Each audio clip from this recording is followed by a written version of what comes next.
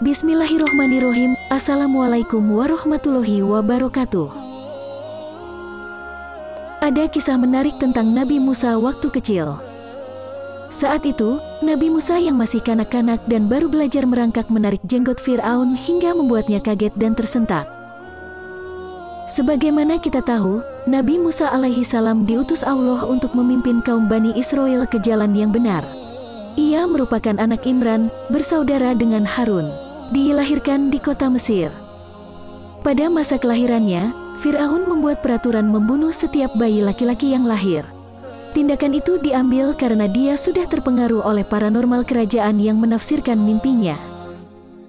Fir'aun bermimpi Mesir terbakar dan penduduknya mati, kecuali Bani Israel, sedangkan paranormalnya mengatakan kekuasaan Fir'aun akan jatuh ke tangan seorang laki-laki dari bangsa Bani Israel.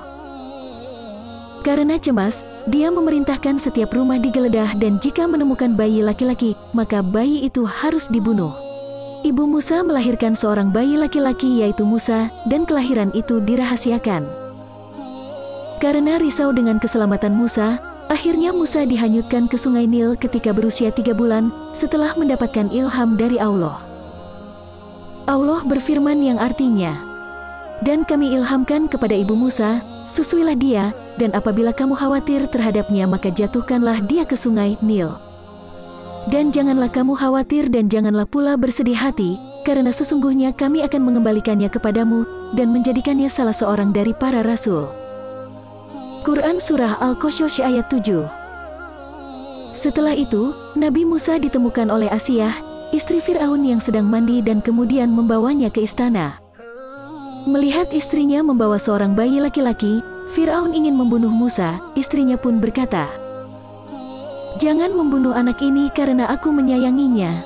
Lebih baik kita mengasuhnya seperti anak kita sendiri karena aku tidak mempunyai anak." Dengan kata-kata dari istrinya tersebut, Fir'aun tidak sampai hati untuk membunuh Musa. Allah berfirman dalam Al-Quran yang artinya, "Dan berkatalah istri Fir'aun, ia adalah penyejuk mata hati bagiku dan bagimu.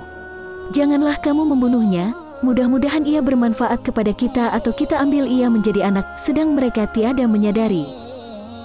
Quran Surah Al-Qasas ayat 9. Pada saat itu, istri Fir'aun mencari pengasuh, tapi tidak seorang pun yang dapat menyusui Musa dengan baik. Dia menangis dan tidak mau disusui. Selepas itu, ibunya sendiri mengajukan diri untuk mengasuh dan membesarkannya di istana Fir'aun. Diceritakan dalam Al-Quran yang artinya, "Maka kami kembalikan Musa kepada ibunya, supaya senang hatinya dan tidak berduka cita dan supaya ia mengetahui bahwa janji Allah itu adalah benar, tetapi kebanyakan manusia tidak mengetahuinya." Quran Surah Al-Qasas ayat 13. Singkat cerita, pada suatu hari, Fir'aun memangku Musa yang masih kanak-kanak, tetapi tiba-tiba janggutnya ditarik Musa hingga dia kesakitan, lalu berkata, "Wahai istriku, mungkin anak inilah yang akan menjatuhkan kekuasaanku." Istrinya berkata, "Sabarlah, dia masih anak-anak, belum berakal dan belum mengetahui apapun, kita bisa melakukan sesuatu untuk mengujinya." Pada saat itu pula Nabi Musa ditawarkan 2 bara api dan 2 permata. Jika dia memilih 2 permata, berarti dia sudah berakal dan akan dibunuh. Tapi apabila yang dipilihnya adalah bara api dan memasukkan ke mulutnya, berarti ia belum tahu apa-apa, maka Nabi Musa harus dibiarkan hidup. Setelah ujian itu dilakukan, ternyata memang Nabi Musa alaihi salam memilih 2 bara api, bukan permata. Maka selamatlah ia dari kematian di tengah algojo Fir'aun. Demikianlah kisah Nabi Musa waktu kecil. Ia tumbuh dan berkembang di istana keluarga Raja Fir'aun di bawah pengawasan Allah Subhanahu wa Ta'ala. Wallahu alam bisawab.